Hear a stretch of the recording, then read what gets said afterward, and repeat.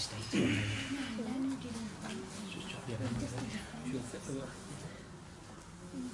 that rolling, Hodge?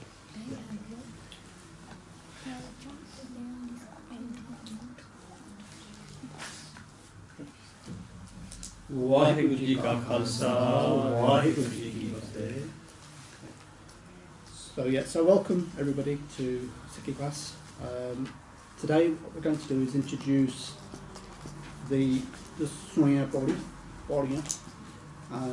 So we'll do 2 Pauriyan today, but the first part of what we do will basically cover off the sort of background that then is applicable to all 4 Pauriyan. So having done today, the next 2, so the next time should be a little bit quicker to cover off.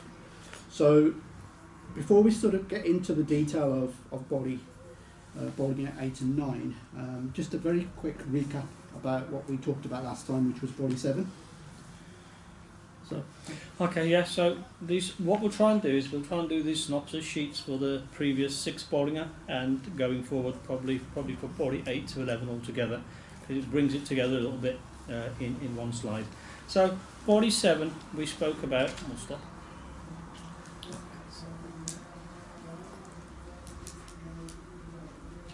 So Pauri 7 spoke about mankind's desire to want to live forever, and the Pauri, as you know, starts with Je Jug Jare Arja, and we discussed how long each jog was, and if Guru Nanak Dev Ji is saying that age, rather than a long life, a fruitful life, a safal jivan is better than a long life, yeah? But people want to desire a long life, but a life devoted to Naam is more fruitful. So it went on to talk about man, in addition to wanting long life, wanting luxuries in life, wanting fame in life, wanting to be famous, wanting to be known across the globe. And all of these things, Guru Nanak Dev Ji said, were unimportant without Naam. Only to go on to say that the real data is Waheguru, and Waheguru gives us everything. And they went on to say that without the nadar, what would nadar mean? We talked about the word nadar. Anji? Grace, good, yeah, grace. Without Waheguru's grace, it didn't really matter if you had all of those previous things. So Je Jug Jare Arja for Disuni Hoy Nama Khandam Vijani and Naal Chale Sab Koi Changa Naura Khai Ke Jas Kira Jagle Jetis Natana Avi Tavatana Puche Ke. Yeah, so all those people, all those virtues are worth nothing without Waheguru's nadar. Yeah, and all the goodness that is given to humanity is from Waheguru. So that was a quick pull together of what Pauri 7 was. And we thank you for the presentation last time, which was on Karm, which sort of filled in a little bit of the previous Pauri where we touched upon Karm, but probably didn't go as deeply as we should. So hopefully you've seen the video on Karm and the last session as well. So today we'll start on Pauri 8 and 9. And then next time we'll do 10 and 11. So, opening question. What does Pauri 8 to 11 talk about? What is the central theme of Pauris 8 to 11? Listening to voices. Listening, yeah. So saying listening, yeah. Listening, and then we'll probably go deeper into listening to what. So these are some starting points that we've put on here. So we said, firstly, what is the importance of listening? And when we ask that question, we can probably ask that generally in life, not just necessarily in religion and spirituality, but we'll bring it to spirituality and religion as well. So the importance of listening. At school, the teachers tell you to listen. And at home, when your mum's called you for your roti about 6 times and you're not listening, you probably get told it's good to listen. Yeah? So what should we listen to? Yeah, that's the next question. What should we be listening to? And the talk that is repeated here, Nanak Bhagtan Sada Vikas, it talks about the state of mind of Bhagts. And why does the state of mind of Bhagts differ to normal mankind? So the essence of these sets of Pauriya is that the drawback that we come back to, or the central point that we come back to, is that through listening, fundamentally our lives change, or our lives can change. So it's the transformational impact that listening to Naam can have on our lives. So that's the central theme that's repeated 4 times. Okay, shall we start? What we'll do is we'll do the part of probably all 4 Pauriya as we normally would do before we start the body, yeah? So we'll start here. Once the screen's on, yeah? And we'll say them all together. We'll get to the end and then we'll begin to look at the body itself, yeah? So look all together then.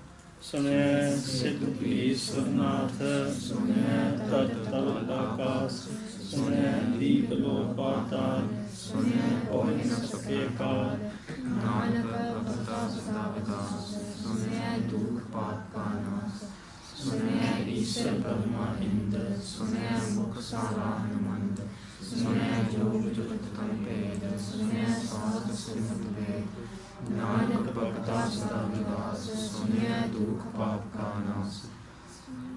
Sorry, keep going.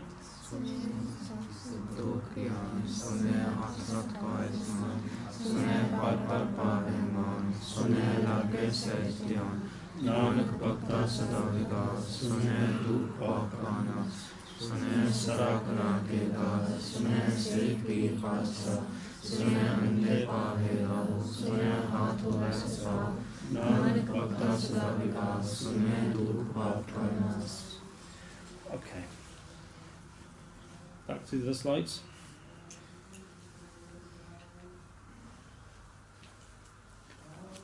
Okay. The importance of listening then, yeah. So within those 4 Pauriya, Maharaj keeps referring to and goes back to Sunaya. The Apakosh Sonaya, what is that? And what is the benefit, and we heard what is the transformation that happens within a person, a soul, on listening, on Sunaya. Yeah? So the importance of listening, within Bani, within Sikhism, son, to listen, is given a very high point, almost the highest point, as the way to get close to Vaheguru. So listening is important. Okay, so just to sort of emphasise that point, think about the order in which these Pauriya appear, because once we've done these 4, there's a set of another 4 Pauriya which are about belief, manne. So Maharaj is instructing us that the first step in all of this is actually to listen, is to hear, and to make that distinction between listening and hearing. So we can all listen, but do we actually hear it? Do we actually understand? Does it actually penetrate us? So that's the importance here, that Maharaj is actually saying that the first step, if you like, is to actually listen, even before you start believing. Okay, so there's an importance attached to listening, which we'll come to, and there's also then a transformation or a change in people, and those people that listen with the right attention, yeah, which is people that are known as bhakts. So we'll come on to that. So, how do people try and talk about listening? How do people worship God in different ways? Now, in the first body, we talked about how people either did the Shnan, or they try to remain quiet, or they try to enjoy life, and thought that was the way to fulfill themselves and then get closer to God. But the body is made up of 5 elements. Yeah. Guru Tegh Bahadur Ji says, Panch Tat Ko Tan Rachyo Jano Chatur Sujan. So it says the body is made up of 5 elements. What are those 5 elements? Remember, I think we covered it off time before last. Earth, fire, air, water, ether. Earth, Fire, air, water, ether. ether. Ether ki hunda? Space. Space. Okay. So the body is made up of those 5 elements. And because man is that body on the outside and a man on the inside, people have tried to use one of those elements to get close to God. So I've got a slide here which sort of says if those are the 5 elements, and instead of ether we use sky, or the space in between, yeah? what you have is the 5 elements. So just to reiterate that point, in time, over history, people have believed that by being close to one of these elements, that you can get close to Waheguru. That's the important bit here. So accessing a particular element or getting close to the element means that you can get close to Waheguru because everything emanates from Waheguru. So that's the idea. So we'll go through each one of these now. Okay, so if we start with water, the body is predominantly made up of water. I don't know what percentage, but 70%. somebody who's done science will tell me. So because the body is predominantly made of water, a lot of people went about with the idea that the way to get closer to God was to use water as a means to get closer to Waheguru. So going to Tirthas, going to places of pilgrimage and bathing, and people bathe morning, noon and night, in the belief that it would cleanse the soul, that would get them closer to Waheguru. So one of the tat, or one of the elements that the body is made of was water, and therefore people started to do going to Tirthas, bathing at holy places. So that was the first. The second one of those is the earth. And what's the earth made up of? What's in your gardens? Soil. Yeah. What else is like soil? What's in your house you have to clean up every week? You Mr. Sheen? Dust. Yeah. So all these bits are just elements that make up earth, soil. But we say earth, we can talk about dust equally. And in many religions you will see people bowing down, touching their forehead on the earth. So one example that I think we gave previously is how Muslims they pray. The prayer that they use is called sajda. So that going down on all fours and bowing to the ground is called sajda. And that's how they worship. The belief is that by being closer to the earth is that you are then closer to Waheguru, to Allah, as they would say. Yeah. That's the central belief behind that. But similarly, often when you go to a Gurugar, you'll see people will wipe as they say, the dust of the Sangat onto their forehead as well. Because again, the belief would be that dust is blessed through the Gursikhs that have entered the Gurugar. So water and earth are 2 ways, and the other third method that the body is made up of is fire. Now, sometimes you often think, why does my body get so hot? Why did I feel cold at times? But within us is fire. The heat we feel in our bodies is a fire, because we are made of the Panch Tat, and Maharaj tells us that the body is made up of 5 elements, and one of those elements is fire. Now, an old belief in India is a worship called tapasya, and people would do tapasya by giving themselves hardship to make themselves feel they would get closer to God. And what they would often do is in the midst of the hottest summer months, Jade, Har, June, July to us, and August, people would light fires and sit in the middle of that fire. So you've got the heat of the fire around you, you've got the heat of the soil below you because of the sun, and then the sun beating down on you. And they would try to meditate in that hard environment. And they called it tapasya, a penance almost, to get closer to God. So that was another way of getting closer to God. Now in Sikhi there's probably some elements of that, but they're not the predominant or the main tat that we feature on. Which tat do you think Guru Nanak Dev Ji attaches importance to? Or probably the most important step. So he puts the answer up. So there's no reason why you shouldn't know. So which tat did Guru Nanak Dev Ji give prayer? Hanji? Air. Okay. What do we call air in Bani or in Punjabi? Think about the slok. Pawan.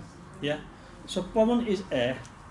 Now when we speak, we fill our diaphragms. When we sing, we fill our diaphragms, and then we project our voice, which is air, and through our throats and whatever other methodology, through our tongues and our mouth, we project a sound. And Guru Nanak Dev Ji promotes air as the element which allows man to get close to Vaheguru or meet with Vaheguru. So when we talk about Shabd, the Shabd is made from air. We project the Shabd through air. So whether we're doing Part, whether we're singing, whether we're doing Simran, it's air that's passing through. So that's the starting point. Now, that's when the ears are hearing it. Eventually, holy people will tell you that there becomes a point where the Shabd becomes anhad. It's not struck anymore. It's not made through a sound or by hitting an instrument. It's inside you. Yeah? And those people that have merged with God, they have an anhad beat inside them. The sound vibrates within them without them saying anything with their mouths, without them singing, without them playing an instrument. Yeah? So Guru Nanak Dev Ji talks about air as that element that will help mankind get closer to Vaheguru. I'll give you some of the answers to this already. So what should we listen to? What should we be listening to? Hanji. Sorry, Bani. Sorry. Who agrees? Should we listen to Bani? Only you two agree. Anybody else agree? Okay, now everybody agrees. Yeah. Paul, apart from Bani? Simran. Simran. Paul? Oh, sorry. Come on. You got two. All of the good things that we should be listening to. Gatha. Oh, I like that one. Anji. Paul? Andy. Kirtan. Kirtan. Yeah.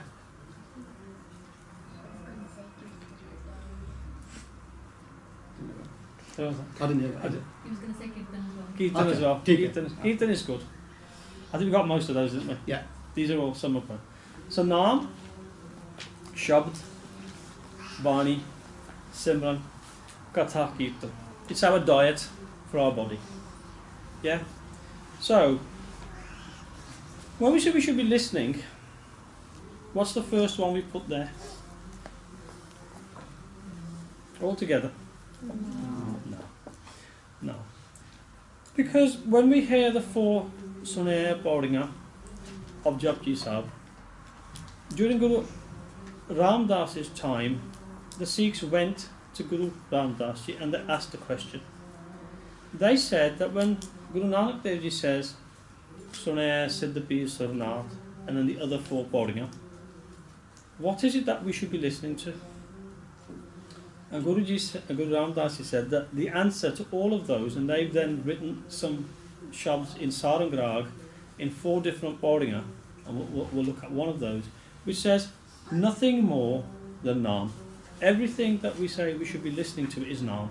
Now, whether we sing Naam to Kirtan, whether it's Bani when we sing it, whether it's Katha, whether it's Simran, whether it's Part, we are singing it or saying it. But what the ears listen to it. But it's all Naam in different formats. So it's Naam, but in different formats. So the body says, Nai suniye sab siddh hai, rid piche aave. So you'll see the meanings in this are very similar to the four Pauringa and some of the things. So when we talk about those four Pauringa, it's about listening to Naam. So whichever format, we must listen to Naam. So Guru Ram Das Ji is actually using the word Nai as the representative of Naam, or the name, as we would say. Yeah. And that's then repeated. So as well as getting Riddhinga Siddhinga, Nai Suninge, Non Nidamile. Yeah? The non is the 9 treasures. I think I had a slide on which came on accidentally before we started. But the nine treasures, spiritual treasures that people are after, come only through Naam. You can't go to the shops and buy those. They come from Nai Suninge. Yeah? And then remember, Gaviye, Suninge, and then there's a next part to this, which is the four Pauringa after, which is the Mannan, the believing and the accepting. Yeah? And Maya does not affect you. So if you go through the rest of the body, you can just say, by hearing the Naam, you get things. You get santok, contentment. Yeah? What else do you get? Sage, peace, intuitive peace. And all these things exist within Gurmukh and Gurmat. So, when we say when we talk about these 4 Pauriyan, we're talking about listening to Naam. Whether that Naam is in the format of Part, whether it's the part of Shabd, whether it's in the form of Kirtan, the more we listen to Naam, the closer Guru Nanak Dev Ji says we get to Waheguru. For the biologists amongst us, what is the function of ears?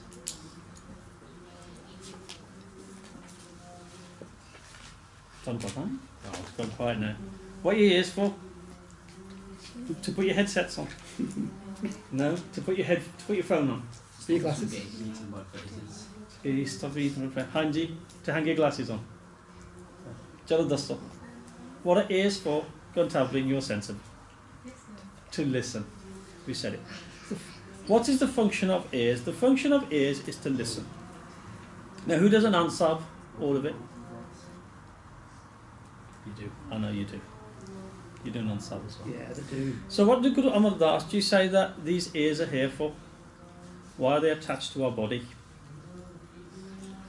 I remember that book name in non-stop. Okay. Guru Maharaj Ji says, another name for ears, apa kan kahi na, but the other word is sarvan, to listen. And the things that we use to listen are sarvana. So, Sravano Mereo, my ears. Why have you been attached to this body? Satya Sonane no Patai. Not to hang your glasses on, yeah? Not for other things. You can use them for that. But the real spiritual use of ears is not to listen to Nindya, not to listen to your best Beatles tracks or your whatever Ghana you listen to these days, yeah? Your Bhangra tunes, yeah? I have to commute with people my own age as well. Es Ravno Mereo Satya Sonane no Patai. You're here to listen to the truth, and Bani is truth. Yeah? Satya Sonane no Patai, Sarir Lae Sunaho Sat Bani. One of the words we used was Bani for Naam. So they are there to listen to Bani. And those that use them to hear Bani, yeah, Jit Suni Manatan Haraya Hoa. What happens to their mind? It's rejuvenated. We talked about transformation, yeah? It rejuvenates the mind. Rasana Rasamani, yeah? And then the tongue joins in helping us listen. Such a lakh badanita ki gat kahi na jaye. Yeah? Kahe Nanak Amrit Naam Sunho Pavittar Hovo. Satya Sunane no Patai. So when next time I put this question up and say what is the function of ears, what are you going to tell me? Hanji. To listen to Naam. Yeah? That's all there is to it. But it's so important. Maharaj has taken 4 Pauriyan to explain that Bani Somni Jaidi hai. Yeah. The other way you can also look at why your ears are important is when we do Naam Simran, what we need is poise, is takar. Now, the biologists amongst us will tell us that ears play a very important part in keeping us balanced. Without that balance that ears give you, you'd be like this all over the place. You'd feel as if you were about to fall over in one direction. So your ears not only help you listen to Bani and Bart, but once you've actually heard it, it also helps you then, or they help you to then remain in that equipoise, that surge of Avastha that we've just talked about. Okay, so just coming back to this question, what is the function of ears? And we've said from a spiritual point of view, it is to listen to Naam. The ears play a huge part in that. Now, why do they play a huge part? Now, let's just think of sound then. So when sound comes to your ear, where does it go after it hits your ear? Hanji, that's great. What happens to sound when it hits your ear? Actually, I thought that might be coming. And fear? Into your inner ear. And then? Cochlea. And fear? It's a cockier answer. Brain. Go on. Okay. But then where does it go? What do we do with that sound? Into your brain. Yeah. So there's a process by which sound enters the ear and goes into the body and we do something with it. Now similarly, when we listen to Naam, the Naam enters in the form of sound, goes into all those places Jaspreet just said, and then goes to your brain, and it should eventually go to your man and your soul. Yeah? It's similarly like saying, when somebody eats some food, now, if I gave you some food, and you put it in your mouth, and you spat it out, it's not going to do you any good. Normally we'll eat a meal, we'll eat food, and what does that food give us? What do we have to do to it first? Swallow it. And then the bodily functions take part and take the goodness out of that food and converts it into what? What does your food get converted into? In between. And energy, or what flows through our veins and things? Blood, yeah. And what does blood carry? Oxygen, yeah. And blood also carries carbon dioxide back the other way, I believe. Yeah. But there's a function the body has which converts food into energy and it disposes what it doesn't need. Okay? But the mind also needs feeding. So Bani goes into the mind and it nourishes the mind. And that's the bit that we'll come on to. How does Bani nourish the mind? Yeah? And why are bugs different? So, said before, the Naad, the sound, becomes anhad inside. You don't have to say it anymore. Those people that do Simran will say they do Simran, and then when they stop doing Simran with their mouth and they're walking around in the rest of the day, that sound, without being struck by their mouth, continues within them. Anhad, without being struck. So that's what the function of ears is according to Bani. Now, to prove why Maharaj and Guruji says that Bani and listening to Bani through the ears is important and almost paramount, they equally say that ears that don't listen to Bani, what should we do with those? What should we do? What does Maharaj say we should do with ears that don't listen to Bani? Angie? May as well just be plugged. Plugged up, yeah. Yeah. You might as well, like, you know, when you go to a foundry and they have the hot metal, so you might as well just pour hot metal and plug up your ears, because listening to anything else is not important. So, yeah, Rasana, Karana Sunhi Naad, those ears that don't listen to the Naad of Vaheguru or the Shabd or the Naad, yeah, you might as well block those up.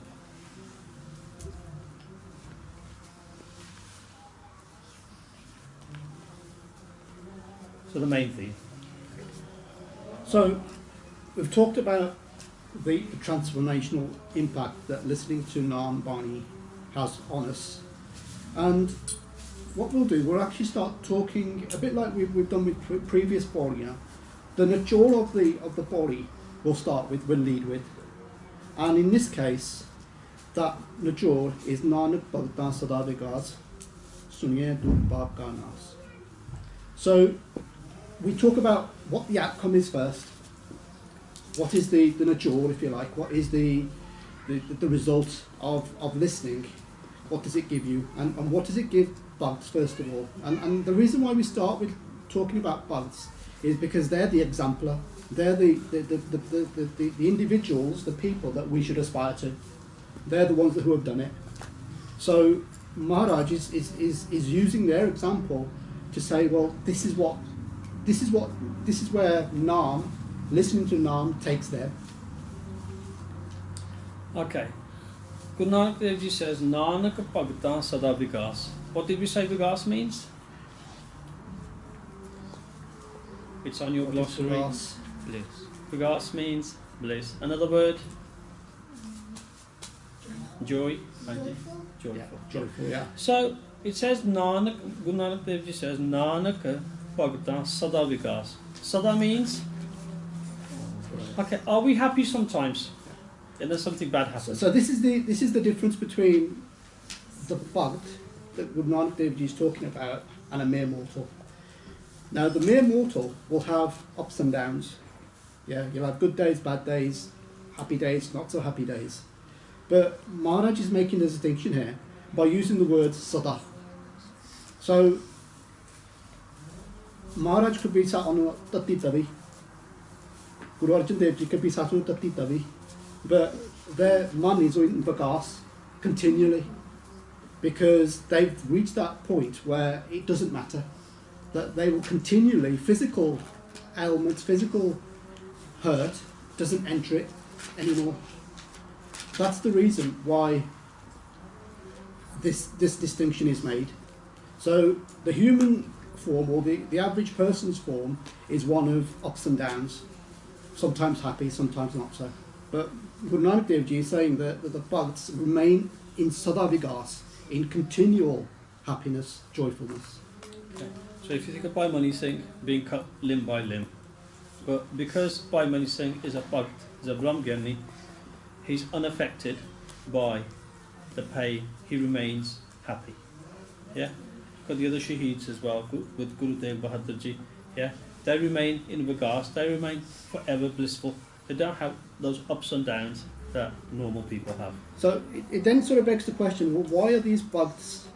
So we get the bit that they've listened and they're now in Vigas and remain in Vigas. But what is it that's happened to them that then gives them that power, that ability to remain in Sadavigas?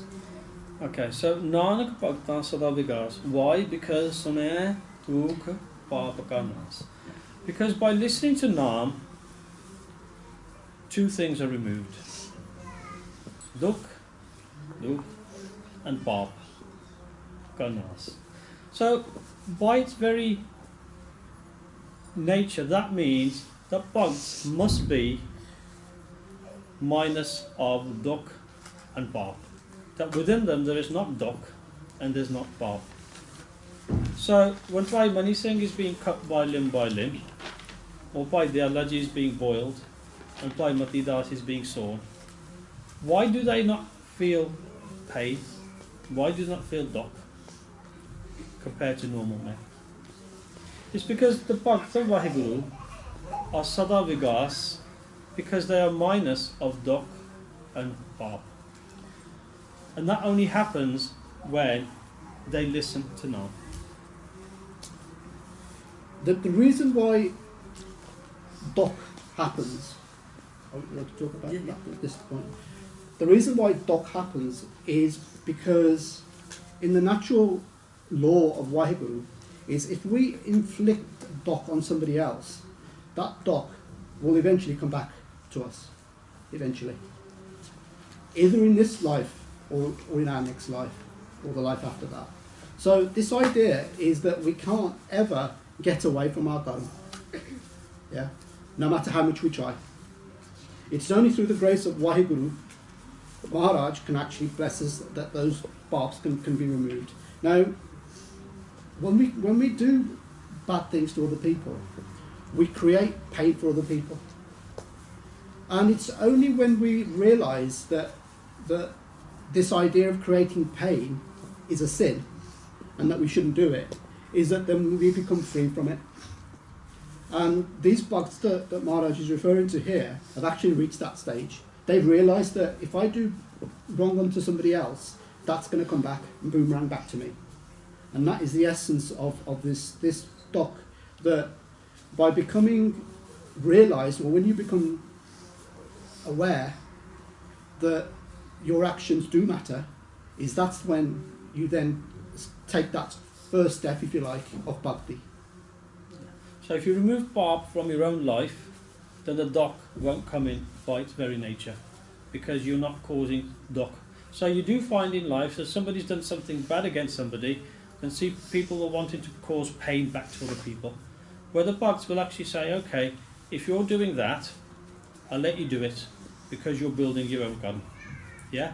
Okay, there comes a point when sants and Mahapurushas will take a stance against such people, but on the whole, if saints are being slandered, they normally say, doesn't matter.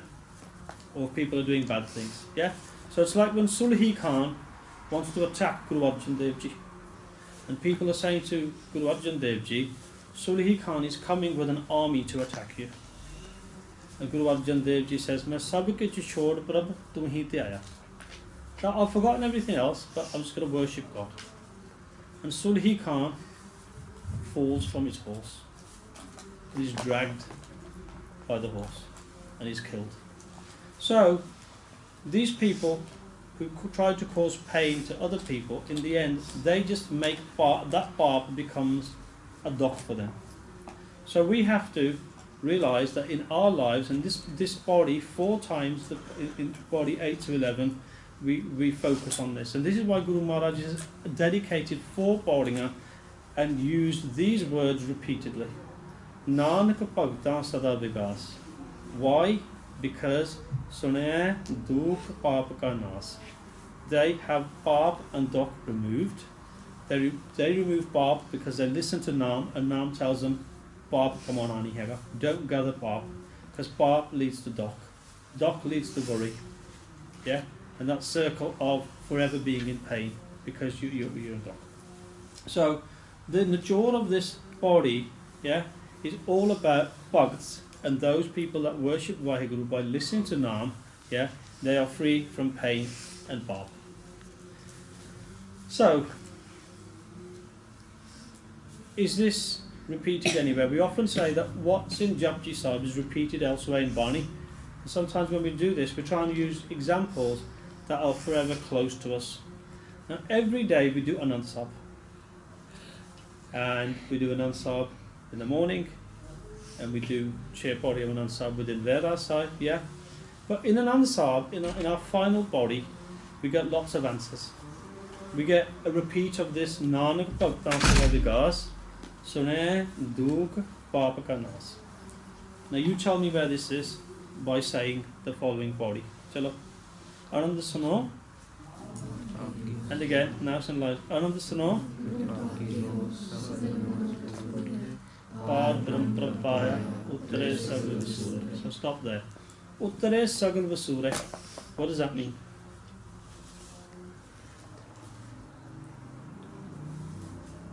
If something's uttar, what happens? Utar daiye. Bakar uttar gaya. What's happening? You've overcome it? It's been removed, yeah? So Par Brahm Prapaya Uttare Sagal, all Vasure, all sorrows.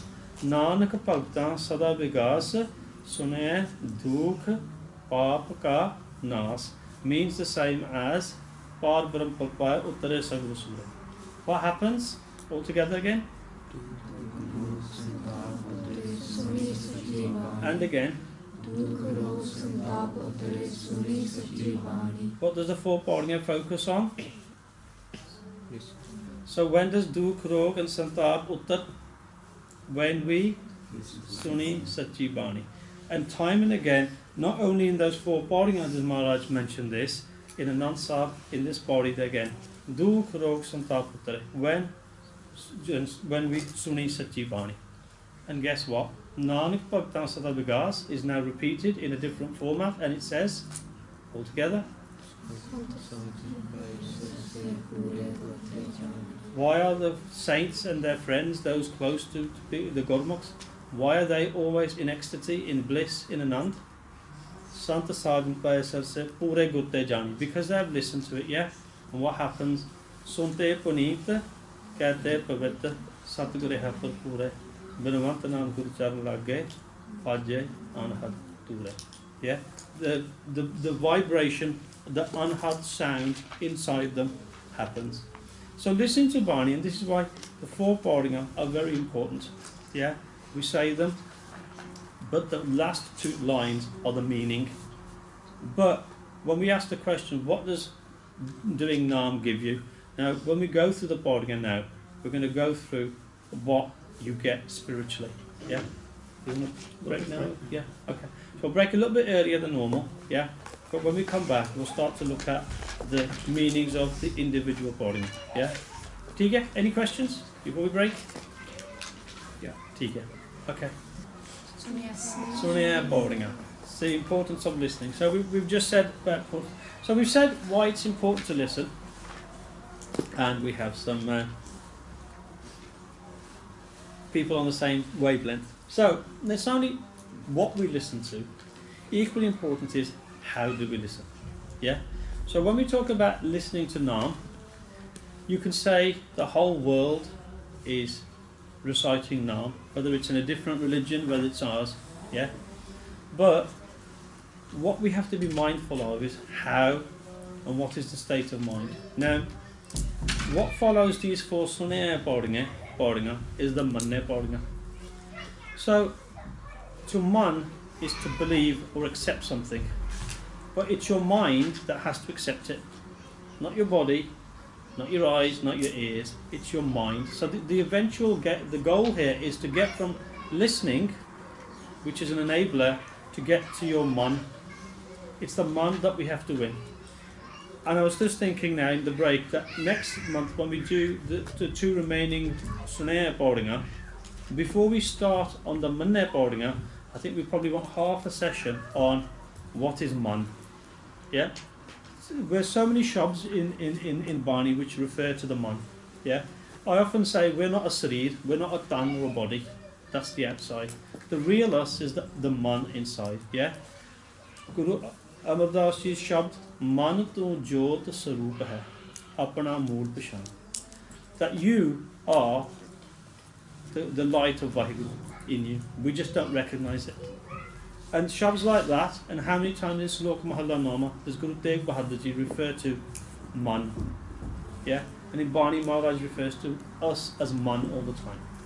So man is where we're going, but this is now the next part before we move on to the look at the up. We probably could have done it before the break, but how should we listen? How should we listen?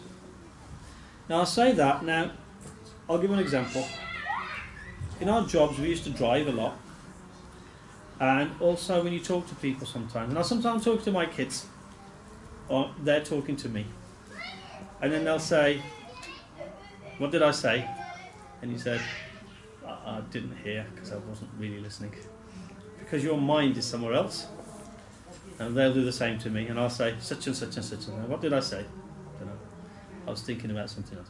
So sometimes our man, even though our ears have heard the words, our mind and then our brain doesn't process it because we haven't listened to it with the eye. So when we listen to Shabd, when we listen to Bani or Naam, the basis is, and you know what it's like, you know, we've all been there.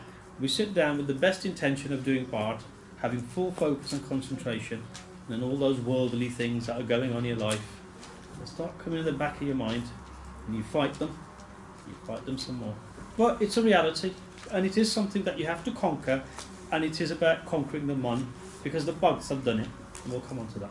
So how should we listen? In Sukhmani Sahib, Guru Arjan Dev Ji says, Prabhu ki ustat karo sant meet. How? Savdhan ekagar cheet. What you have to do with total concentration and focus. And the example I was going to, I've often been on the motorway, meaning to come off at junction 10 or another junction when I'm going somewhere, then realise I've missed the junction I was supposed to be coming off because probably I'm on the phone to somebody and you're talking about something else, isn't it? Yeah? And you do it, and it happens, and with Bart, we can't allow in our Bani that to happen. We can't allow our mind to wander, yeah? Because mind does wander. Yeah. But by the same token, what we can't afford to become frustrated at that and think it's anyhow that we'll never be able to conquer our mind, because like with everything else, and Sikhi is no different. Sikhi is about practicing. Sikhi is about doing it repetitively. The whole idea of Netname is net karna. We're going to do it all of the time, and the acceptance is that we aren't always going to get it right. And that's why we have to practice. That's why we have to do it repeatedly. So don't get frustrated that Sadaman Tekadani, because often Sikhs of the Gurus came to the Guru and said Sadaman Tekadani, Bani te Sadaman Tekadani. And Guru Maharaj used to congratulate them to the point where they used to say, well, I congratulate you because you want to do that. And often things that we want, we eventually get. We get to that point, we learn, we find a way. That's the human way, isn't it? We evolve our methods to make it work. And Guru Maharaj used to congratulate his Sikhs for saying that. He said, don't be embarrassed that I'm glad that you've said that because you want that to happen. And you value it so highly that's why it's so important to you.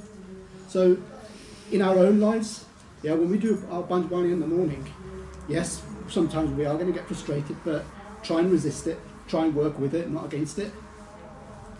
Okay, so the answer then is that how should we listen? Savdan ikagarjit. So you try and block out all those things, but that's probably a topic for a different time. But I think we probably will talk about man and the shabs that talk about man. Okay, in terms of going through the Pauri now then, we'll probably do 2, yeah? And then we'll listen to a shab that probably reinforces what we've spoken about, yeah? Okay. So the Pauri, the first Pauri, the 8th Pauri starts off, yeah? Sune Siddh Peer Surnath. Now be honest, how many of you have read that Pauri and you think, or that line and thought, what does it mean? So I'm going to ask you. You'll think, what does that line mean? To you, don't bother about what it says in the blue. When you just read it, what do you think it means? Sonia Sid is like teachers, and then B is teachers, and then I don't know the son. That's really good. Yeah, yeah. That's what it is. But it is. Now, do you remember all the way back when we did the beginning part? You did it yesterday at Sesame Street. The beginning part, the introduction to Japji Sahib. And you thought, why are these guys taking so long doing this? Because we talked about people like Siddh. Siddh ki hunde, Peer ki hunde, Nath ki hunde. Because these are statuses, they're not necessarily a person. Now, Maharaj is saying that Bani and listening to Bani is so important that it gives you the ability or the elements that these people have got in their lives, you have them in your lives. Now, the Siddhs, as you remember, were those people that sat in the mountains up in the Samir Parbat, yeah?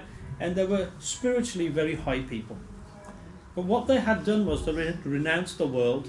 They thought the world was evil. They didn't want to get married. They didn't want to have children. They didn't want to be involved in the world. They wanted to be away from it. They wanted to hold their breaths and meditate and extend their lives by using that technique to hold their breath. But what they did achieve by doing that was had these supernatural powers, which are called Riddhinga Siddhinga. And there's 18 of them that are recognised as existing. But Guruji says that listening to Naam is above Riddhinga Siddhinga. It's beyond that. Because by Naam se Sune Siddh, you become like a Siddh. You have what the Siddhs have. Everything the Siddhs have been looking for, Tanu Naam Vichom Mil Jana. So Sune Siddh.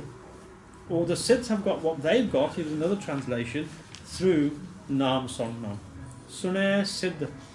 Peer. Peer ki hunde, I think you said teacher. Peer in particular is a word used in Islam for their religious teachers. Somebody who is spiritually very high in the Islamic world is known as Peer. So when Guru Nanak Dev Ji went to Baghdad, they met Peer Dastagir. Peer Buttu Shah was a follower of Guru Gobind Singh Ji. Yeah? And Peer Buddan Shah was a person that existed from the time of Guru Nanak Dev Ji all the way up to the time of Guru Hargobind Ji. Yeah? Peer Khan Shah. Yeah? Peer in the Islamic world is a religious person. And Guruji says that Naam Sonde Na Sune Siddh Peer, you become a Siddh and Peer. Sur. 14th Pauri of Anand Sahib, Sur Nar Monajan Amrit Khojde. So we often use the word surma in everyday language, don't we? There are all such a surma that is very brave, and often we refer to that bravery as being associated as somebody who's a fighting individual, a soldier of some sort. But in this context, Maharaj often uses Sura as somebody that they've conquered their mind and they've become heroes because of it. So it's not just necessarily in a fighting sense, is surma. Surma will be those ones that have actually conquered their minds, because by doing that, they've conquered the most hardest and the most difficult task that's actually possible for a human being. Yeah. The Sur also refers to angelic people, yeah, people that are angelic in little devte, yeah. So in Hinduism, there's believed to be something like 33 demigods, yeah. And Guruji says that by listening to Naam, that you become a Siddh, you become a Peer, you become a Surma, you become a Sur or angelic or a Devta, yeah. Nath. Okay, Nath. What does Nath mean? Aap Nath Nathi sab jaake jis tavra saath. You heard it a lot of times. Nath. Okay. you can see the last word on the translation. I'll tell you what an art is. Kanji. Yeah. So within the Jogi Sige, said Sige, they would have a hierarchy, and the highest within their sort of rank was a Nat. They were the masters of the masters. So this is what Guru Nanak Dev Ji is saying, that Sonam, by listening, you actually achieve the status that a Nat has. And when we read the Janam Sakya of Guru Nanak Dev Ji, you know, you come across so and so Bunga Nat that Guru Nanak Dev Ji comes across, other Nats that were of a very high status, of a high level. Yeah. The leader of the Siddhs was Gorakhnath.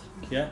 So a Nat is somebody who's conquered them. So we come back to conquering the mind. A Nat is somebody who's a Malik, who's the owner of something, that has conquered something. So somebody who's conquered their mind was called a Nat. Now some people call themselves Maliks because they own lots of things. And what they own is called their Malkiyat. Yeah, it's their possession. But they have lots of possessions, but they have no control over their minds. So Guruji says you become a Nat, but you do control your mind. But Bani suni chalo, suni chalo, suni chalo. And eventually you'll start to man it. Yeah? Sune Siddha Pir Suranath. So when you read this line now, you can say that if we continue to read Bani, Sondenal, Sune Siddha Pir Suranath. Got that? So next time when I said what's a Siddha, what's a Pir, what's a Suran, what's a Nath, you all know. ठीक Any questions? Okay. Sune Tart Taval Akas. Start with the easy. Tarti. What's Tarti?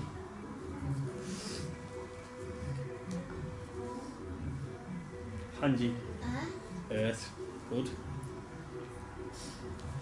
Okay. Akas.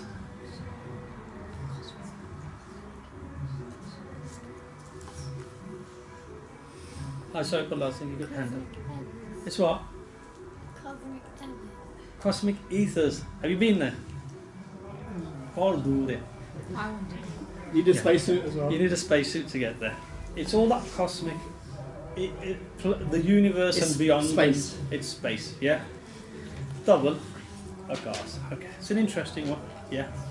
So now, double akas. Yeah. No. So often Guru Nanak Dev Ji is using examples that people will be familiar with. Now, they're not necessarily examples that we're familiar with today, because some of the language that Maharaj uses isn't in common currency, and some of the concepts aren't in current currency either. So one of the ideas within Hindu mythology was that the earth is balanced on a bull's seng, on their horns. Had two horns, and it's a particular white bull, and when it gets tied with one seng, it switches over the world onto the other seng, and that's what their common belief was. And Guru Nanak Dev Ji is, in a few words, Maharaj is saying that no big deal. This whole idea of the earth being balanced on a seng, on a horn, nonsense. Because Maharaj is saying that it's Nam that is actually balancing everything. It's Nam that is the true essence. And within a few words, Maharaj has actually said that. Yeah.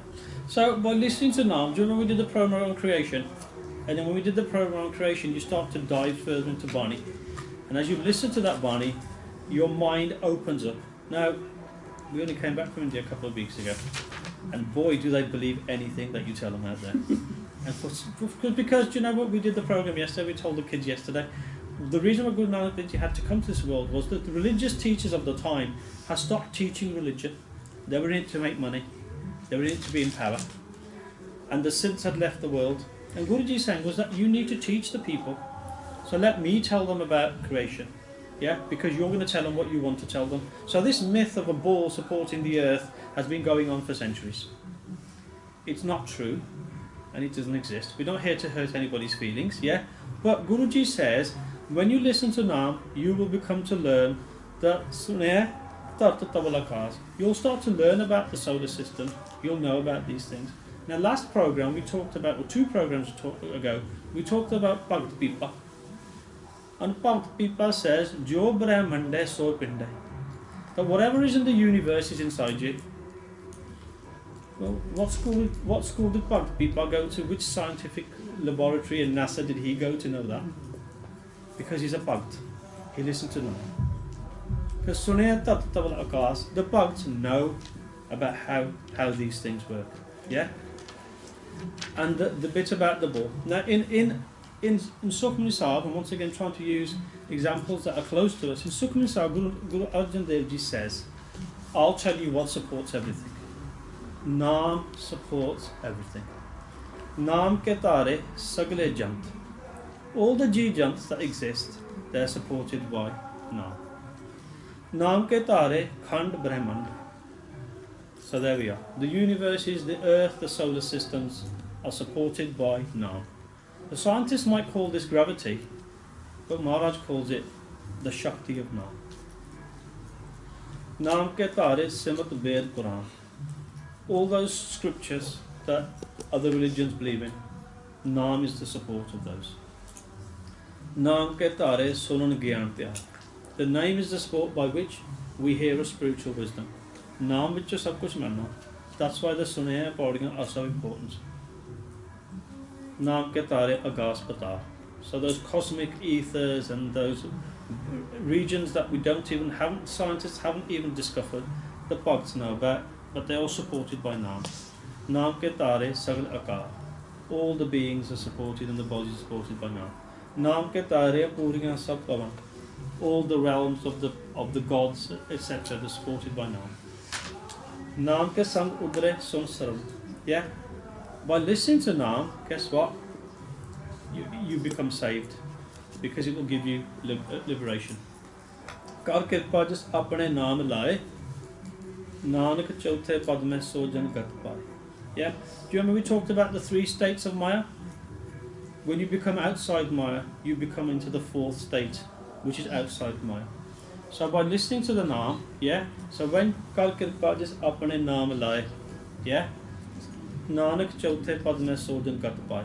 That you will become into the 4th state outside the 3 states. So that body, so those lines there, that what you become to learn, Sunaya Tartatabal Akas. Sunaya Deep Lo Patar. Okay.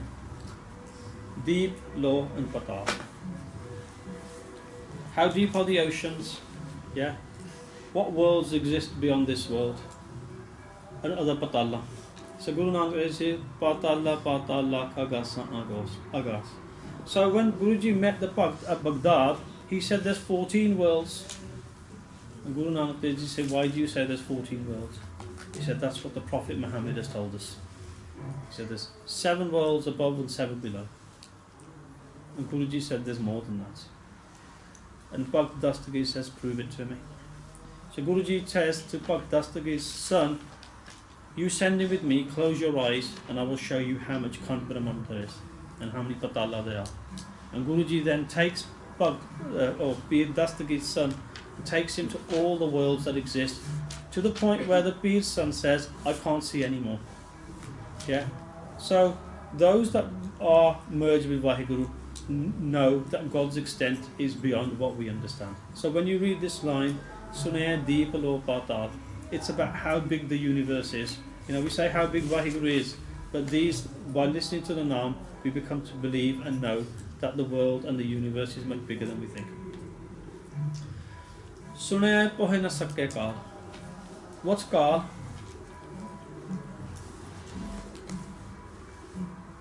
It's on there. Hanji. Death. Yeah. So Vaheguru is Akal. By listening to the name of Vaheguru, of listening to the name, Sunaya Pohe Na Sakke Kaal. Now last month we said, when we talked about where man has a desire to live forever, he has an equally strong fear of death. Equally strong fear of death. Man is petrified of death. Yeah? But those that listen to Naam, Sunaya Pohe Na Sakke Kaal. Pohe means to sort of like touch past you. Jiri maat ya, jiri kaal ya, It can't even touch you.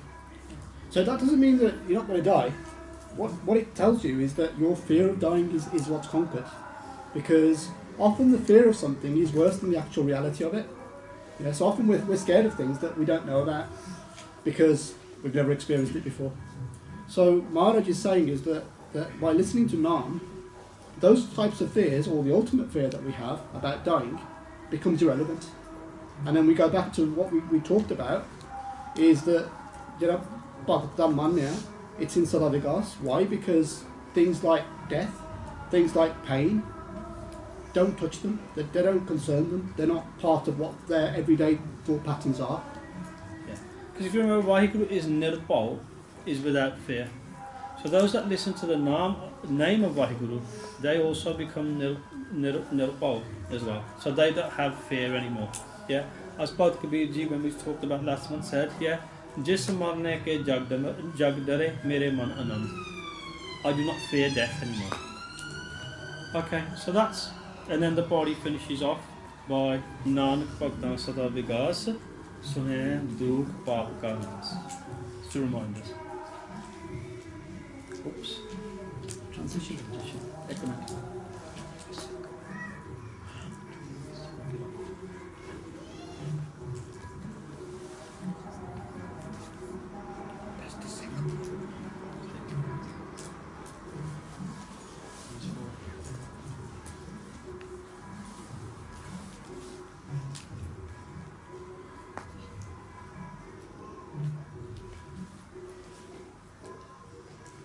Okay.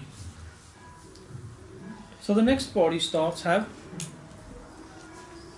All together? Okay. Who's Isar? Who's Brahma? Who's him?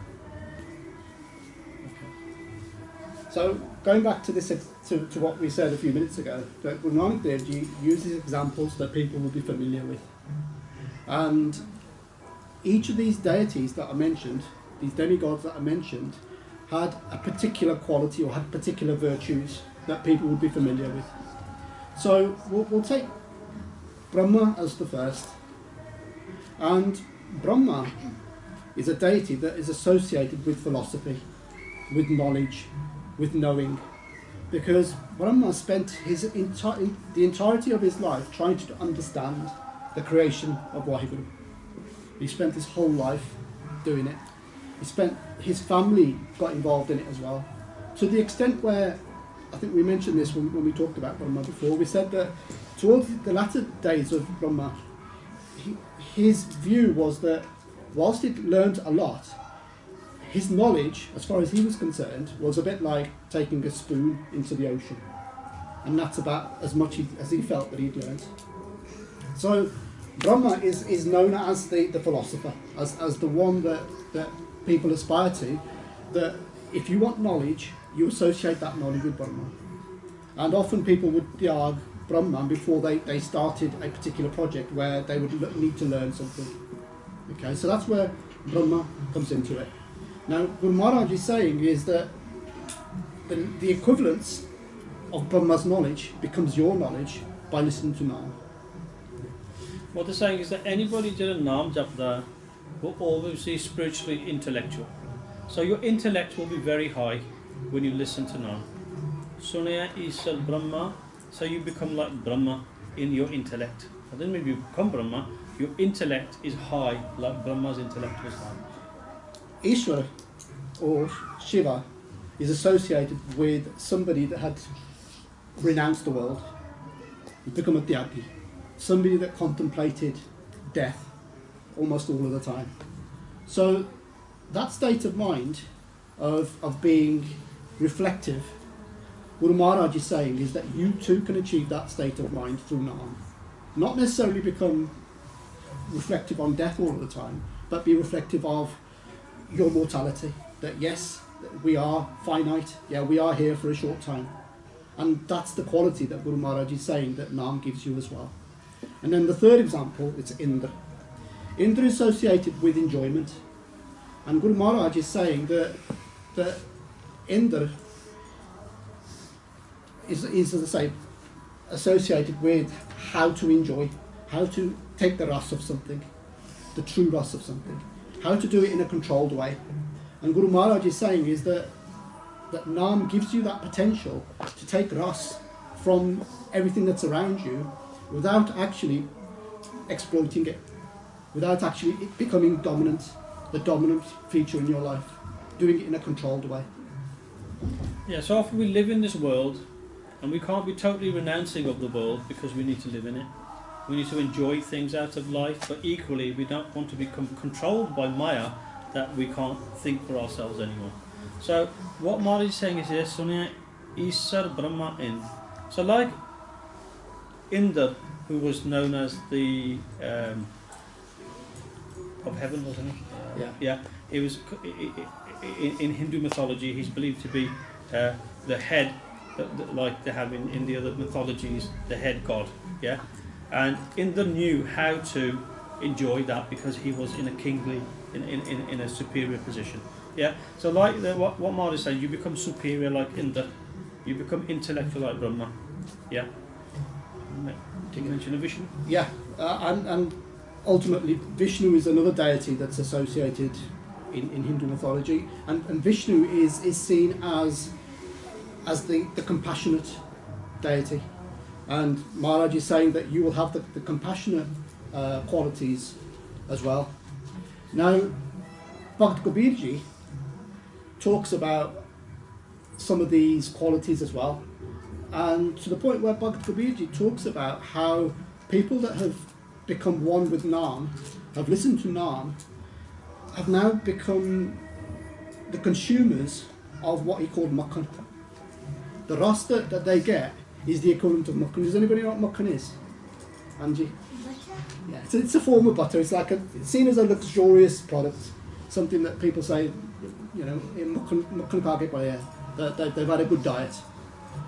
Whereas Bhakt Kabirji says that people that aren't imbued in Naam, they just drink mere lassi. Lassi ki hundi? Andy? Is it they mix with water? Yeah. So it's quite a lot, sort of tepid type of drink. So it's like watered down tea basically. It's like a poor man's drink. So I have it all the time. Yeah. So Bhakt Kabirji is making this distinction that jere ras kadlan de naam de vichcho, they enjoy makhan. Those ones that bypass it, they just have lassi kha ke guzara karte apna. And you definitely want you would definitely want makhan on your parothe, not lassi. Agree? Yeah. I think Dujal has makhan on his always the best way. Okay. Sunaya Isar Burma in. So the point here is that there's a sansari ras, a worldly ras, yeah, an enjoyment of the world and an enjoyment of Naam. Yeah. Okay. The next talk, Sunaya Mukh Salahan Mand. So mand ki hunda, what's mand? What's a manda person? What's a changa person? Oh, we all know the Hanji. A good person. What's a manda person? A fool. Yeah, a bad person. Yeah. Ek changa hunda, ek manda hunda. Yeah. So something that's manda is dirty. It's polluted. Something that you don't want to be associated with. So Guru Maharaj is saying that even people who are deemed to be mande, by listening to Naam, this is this transformational quality that Naam has, is that even they become praises of Waheguru. Even their lives become turned around. And we see examples in Guru Nanak Dev Ji's Janam Sakya. Guru Maharaj comes across some pretty dodgy people, you might say. Sajjan Thug. Sajjan Thug had done nothing good in his life other than slit people's throats under the pretense that he was a good person. Guru Nanak Dev Ji, with a few choice words, transforms his life, turns his life around completely, where he becomes a true sajjan, a true friend. So that is the power of Naam. And Guru Nanak Dev Ji is saying that even the most lowly person, or somebody that's deemed to be lowly through their actions, can become a high person just through Naam. Yeah. Like in the last body we said, okay, that Nanak nirgun gun kare gunwante agunde. those people that have no gun, that might be low, yeah, Maharaj even blesses with them once they start listening to Naam and understanding Naam. So Sunay Mukh Salahan Mand.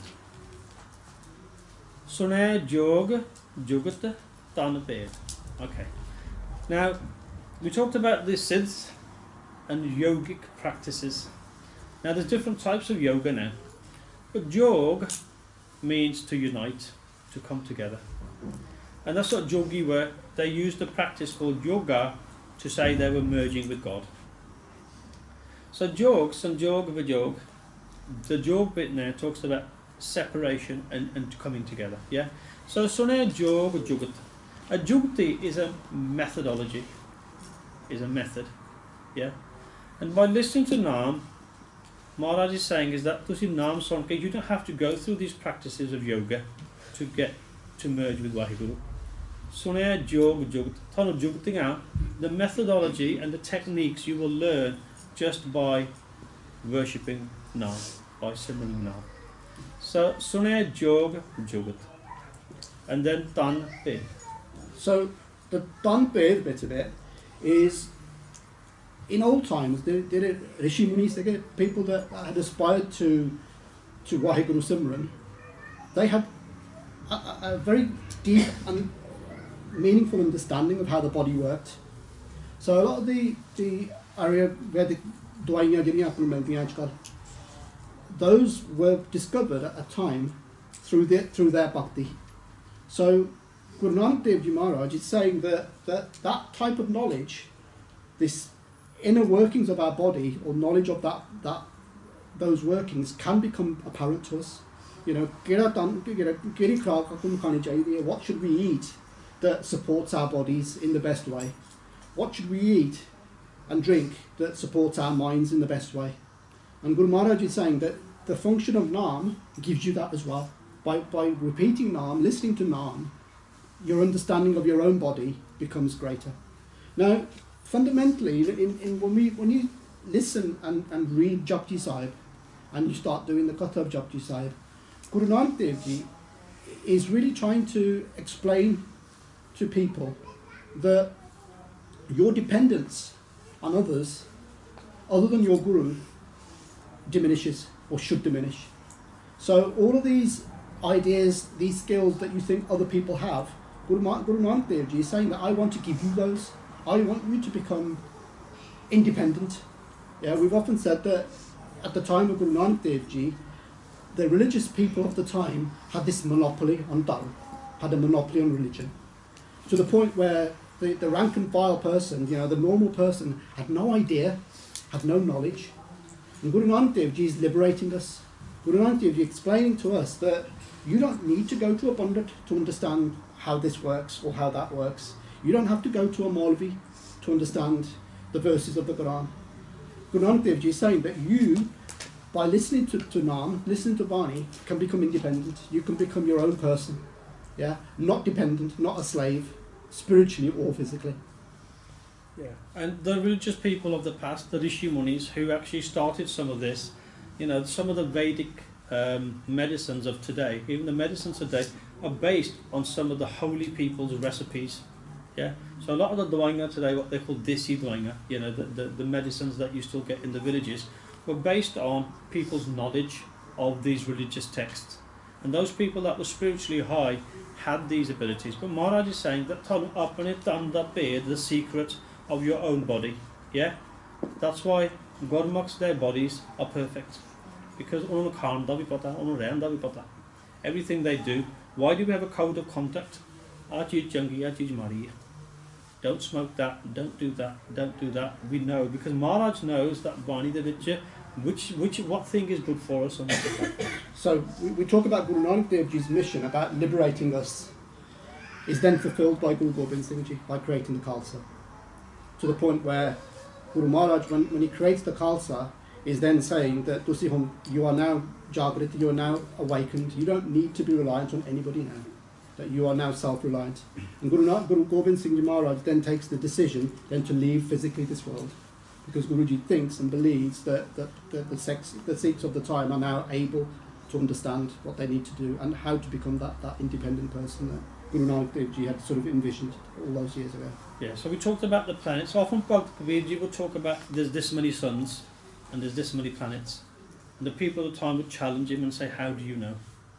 And likewise, Bhakti Nam Dev Ji has written Bani where he says that within my body there are 72 main veins that carry blood. Now Bhakti Nam Dev Ji was no scientist. But how does Bhakti Kabir Ji know that there's many suns? Today scientists will say there are suns beyond this. We have a sun for our solar system, and in other solar systems there's other suns. Now, how do the Bhakts know this?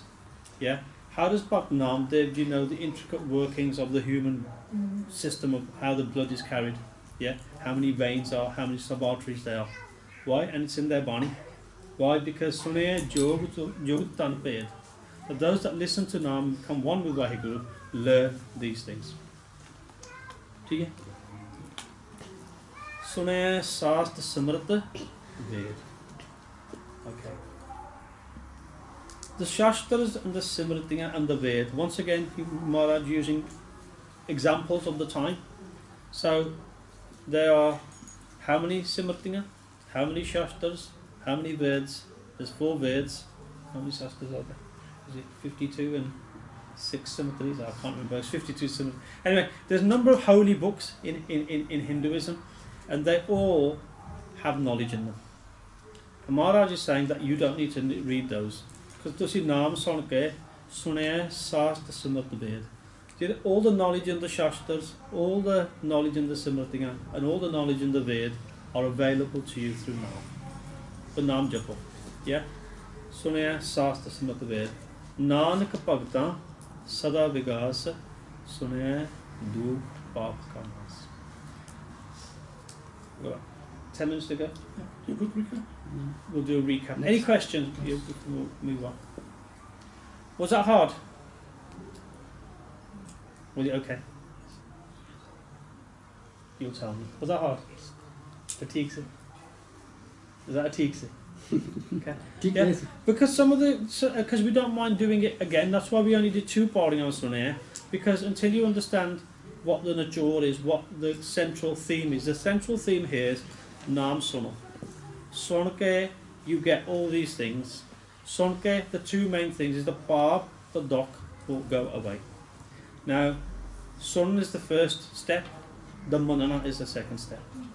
So we'll have a look at that. I was going to play something, but probably haven't got time. So, in summary, you want to start summary? Okay. Yeah. We'll ask some questions. It's always a good test of summary. Back to the beginning, shall we? I'll ask this question. What supports the earth? Angie? I mean, not a myth or I don't know. Now, what do you believe? right. The world according to Maskeen for. Go on. Right. Vaheguru. You believe in Vaheguru. So how is the world supported? Because Vaheguru given Vaheguru's laws, yeah. The Naam supports. Naam ke tare sagle jant, Naam ke tare khand brahmand. That Naam supports everything. So what's the other theory? How does the ball support the earth according to that theory? Where's the earth? On its horn. Yeah. So what happens when he gets tired on that horn? Chucks it over to the other horn. And that causes earthquakes and other natural disasters. I see that in. Anyway. But that was the theory and that's what people believed. Yeah. But Guruji is making it very clear. Okay. God's laws, God's mriada, yeah, how the earth spins and how the orbits happen, only God knows, only Vaheguru knows. He created this from one sound, Om, and then the whole Brahman is created, yeah? So, that's that question. Shall we talk about elements? Elements. So, how many elements are there? And 5. Andy, how's the first one? Fire. Fire. Jyot Singh. Water. Chemical. Air. Prahlad Singh. Twice. It's a lot of air, that is. That's a lot of air. Yeah. Andy? Ether. Ether. और एक रह गया? earth. हो गया पंच? I believe हो गया. Yeah. Somebody's got a 6th one. Actually, there's no 6th element, and there's a shop that says that nobody can produce a 6th element. As clever as the scientists are, yeah. Well, nobody can make a shame on that. How many boardinga are there on Sunday? How many Monday boardinga are there? 4. Okay. In the Sunday boardinga, what are the last 2 lines? All together?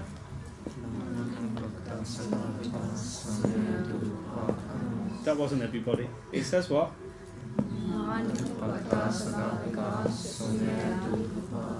So, what is Vagas? Regards. Glossary number 2. Joyful, blissful. So, Sada means. So are the bugs happy on a Monday, not so happy on a Tuesday?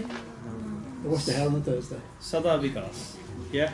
Nanak Bhagwan Sada Vigas. Why? Because. All together. Sunay. So, why is there Bob and Doc? Why has it become Nas for them?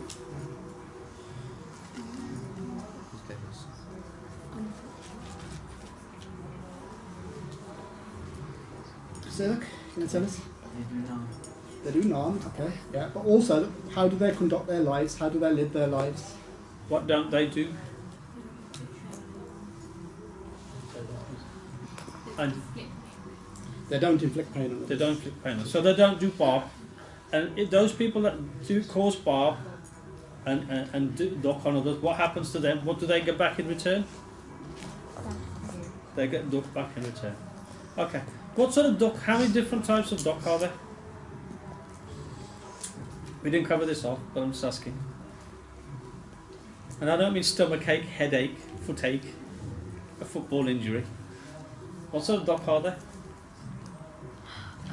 Mental and physical. And you- Mental and physical. mental and physical. Okay, of the mental one, did you know that Maharaj says that the biggest duck is a separation from Vaheguru? Because it leads us to being born and dying and born and dying and born. That's the biggest duck. Bok is another duck, yeah? And pain, physical, is a duck. But there's lots of different ducks. But why this? It means all duck, yeah? Nanak Bhagwan Sada Vigasa Sunay Du Bhakana. Bugs do not suffer any of this. What rasa do bugs enjoy versus the rest of the world? As a comparison in that example? Anji? Makhan and lassi. Okay? Makhan lassi. So, listening to Naam gives you ras. Do the next class. Yeah. Siddh, Pir, Sur and Nath. What are those for? Sidki and the Anji? The Siddhs, yeah. The yogis, yeah. Anji, Pir, Like spiritual teacher.